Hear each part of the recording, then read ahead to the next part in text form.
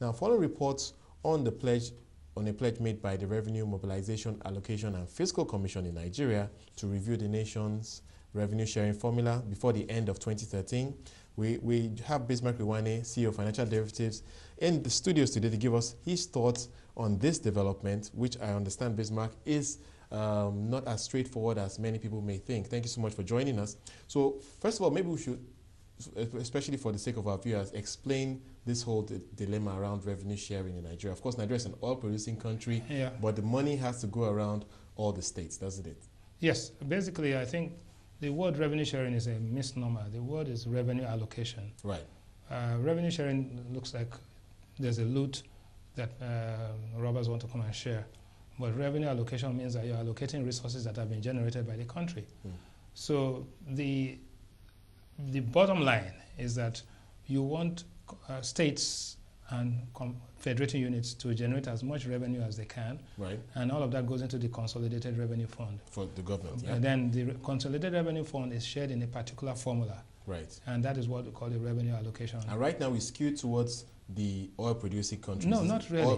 The oil producers get 13% of the total revenue after the first line charge-offs, which is for debt service and reinvest in the oil sector. Right. But the reality is that that's natural wealth. So when you consider it, it is not produced wealth. What countries are doing is beginning to emphasize that, look, we'll give you a matching compensation. If you generate, say like Lagos State generates, say 50 billion, right, in a month, the federal government will match Lagos State with it, not exactly one for one, but a particular formula. That will encourage states to generate more revenue and improve the level of governance and the level of delivery of government services to the people. But having said that, you need a certain amount of allocation of resources to sustain the revenue generation and the extraction of that natural wealth. Right. That is where the oil producers are saying that, look, we have environmental issues, we have sustainability issues, and we actually have to have the adaptability issues to deal with this. But it's not as simple and straightforward because you need a majority of the members of the House of Reps and majority of the Senate. Right. The votes are not necessarily, the oil producing states are only 6 or 7, whilst the non-oil producers are much more.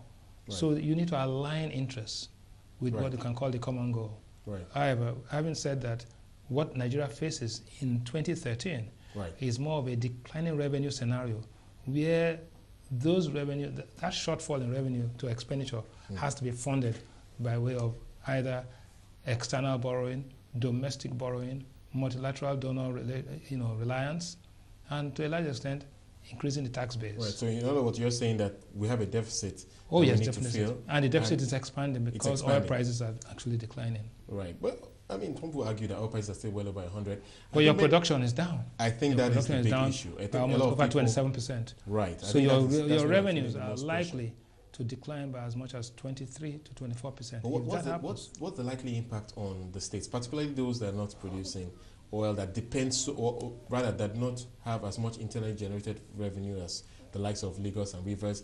Clearly, they depend a lot on these allocations. No, quite frankly, it's the reverse. The oil-producing states are the ones that suffer the most. Whilst they benefit from higher oil prices and higher revenue, they suffer the most. The impact on them is significant. So the non-oil producers are kind of neutral. They suffer, but not as much, infinitely not as much as those who are oil producers, who, by the way, have adjusted their spending patterns to accommodate and actually think on the belief that these revenues are going to be there forever. Right. They have a serious problem on their hands. The way of course, there's a lot of transformation in the economy, how it's run, and there's some big focus on agriculture these days. Now, I want to get your thoughts on how you see things changing in terms of the implications of this revenue sharing formula that they are hoping to review, especially if we get revenue allocation formula. Revenue allocation, right? So, particularly if we get agriculture to the heights that the current government are trying to take it. It's a question of time frames. Agricultural revolutions take minimum of 5 to 7 years to manifest themselves. While the revenue decline we're talking about is happening in this year. So even if you start planting a tree today, it's not going to be able to generate, but it's important that you do that. The reality is that we believe that as a result of power reform and increased productivity because of the power, at least at the artisan and the bottom of the pyramid level, right, the increased productivity from power and local production will probably compensate to a large extent for some of the revenue shortfalls. right. And it's not the revenues go to the government spends it. The government spending multiplier is what has the effect. But that multiplier is not as efficient as it used to be. Right. And that is why fast-moving consumer good companies today are complaining about a kind of some kind of decline in their activity because government spending is not happening as much as it used to be, and the government spending is not as efficient as it used to be. So there's a suboptimality in the spending pattern.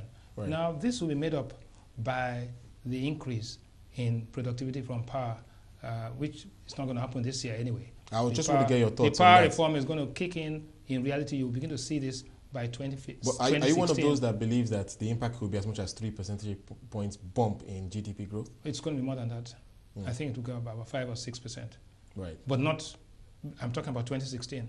Right. Nothing, there's no silver bullet. So in other words, we could be strongly double-digit growth economy by then. Oh yes, by 2016, 2017, if all if all fits in, you'll find that the gains from power and the gains from agric begin to compensate for the dwindling in oil and gas revenue. But a quick thought on the oil situation, because like we just mentioned, production has come under pressure recently. Oil theft is a big issue that it's still a very big challenge for the government to resolve. I mean, given what we're seeing in terms of the revenues the natural we're losing. attrition rate of an oil reserve is about 10% a year.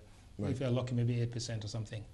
There's been no final investment decision over the past 5 to 7 years. Right. In Nigeria. Therefore, what does this mean for the economy? It means because that a lot of people play up the non-oil sector being a growth driver, but clearly the oil sector is something that is very important. The non-oil sector is big on output but small on revenue. Right.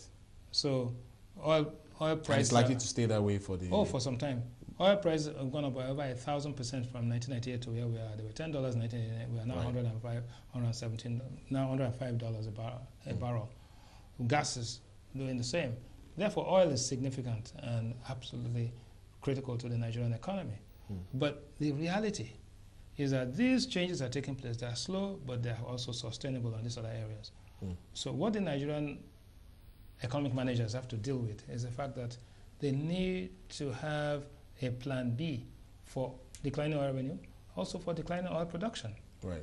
The $2 that come in, there's production dollars and investment dollars. The investment dollars have stopped. Production dollars are dwindling. Right. Now the point comes when you need to kickstart this. The bargaining power of the Nigerian government officials is weaker today than when the PIB was first proposed. So we need to go back. We need to go back to the table on more realistic terms, not on temperamental terms.